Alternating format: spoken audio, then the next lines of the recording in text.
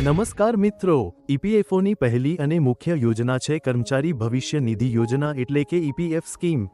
આ એક લાંબી મુદ્દતની બચત યોજના છે જે કર્મચારીના રિટાયરમેન્ટ પર એક લંપસમ રકમ આપે છે, જેનાથી તેઓ પોતાની તમામ જરૂરિયાતો પૂરી કરી શકે છે। એટલું જ નહીં, રિટાયરમેન્ટ પહેલાં પણ કર્મચારીના જીવનના વિવિધ તબક્કે આર્થિક જરૂરિયાતો પૂરી કરવા માટે પણ આ યોજનામાં આંશિક ઉપાડ એટલે કે એડવાન્સની વ્યવસ્થા કરવામાં આવી છે। કર્મચારી પોતાની જમા રકમમાંથી આ જરૂરિયાતો માટે એડવાન્સ લઈ શકે છે, જેમ કે પોતાની અને પરિવારની સારવાર માટે, પોતાના અથવા પુત્ર, પુત્રી, ભાઈ, બહેનના લગ્ન અને બાળકોના શિક્ષણ માટે, મકાન બનાવવા, તૈયાર મકાન ખરીદવા અથવા પ્લોટ ખરીદવા માટે, રિટાયરમેન્ટના એક વર્ષ પહેલાં 90% રકમ સુધીનું એડવાન્સ, 55 વર્ષની ઉંમર પછી વરિષ્ઠ પેન્શન વીમા યોજનામાં રોકાણ હેતુ 90% સુધીનું એડવાન્સ, દિવ્યાંગ વ્યક્તિને જરૂરી ઉપકરણો ખરીદવા માટે એડવાન્સ, કુદરતી આફતથી પ્રભાવિત સભ્યોને એડવાન્સ, 1 મહિનાથી વધુ બેરોજગાર રહેવા પર એડવાન્સ।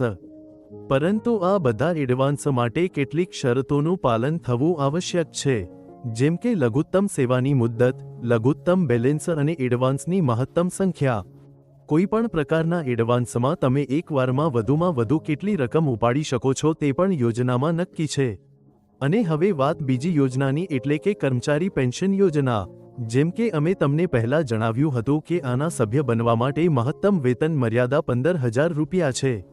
આ યોજનાના સભ્યોને રિટાયરમેન્ટ પર પેન્શન આપવામાં આવે છે, જેથી તેઓ સરળતાથી પોતાનું જીવન નિર્વાહ કરી શકે।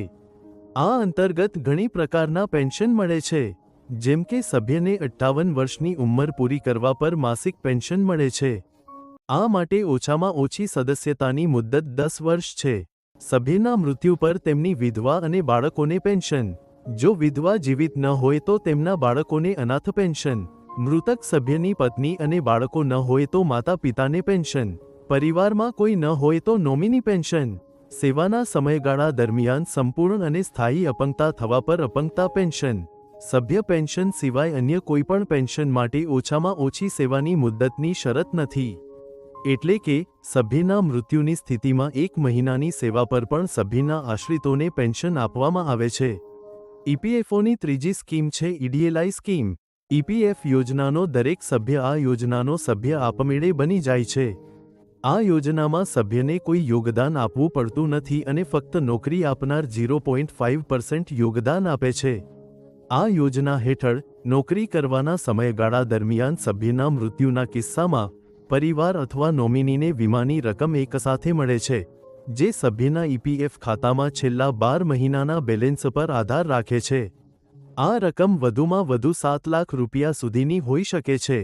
મિત્રો, ભારત સરકારની યોજનાઓને પોતાના 7.5 કરોડથી વધુ સભ્યો સુધી પહોંચાડવા માટે ઈપીએફઓ તેના 21 ઝોનલ કાર્યાલયોના સુપરવિઝનમાં 139 પ્રાદેશિક કાર્યાલયો અને 113 જિલ્લા કાર્યાલયોના માધ્યમથી સતત કાર્યરત છે। મિત્રો, આ હતી ઈપીએફઓની ત્રણેય યોજનાઓની માહિતી। આભાર।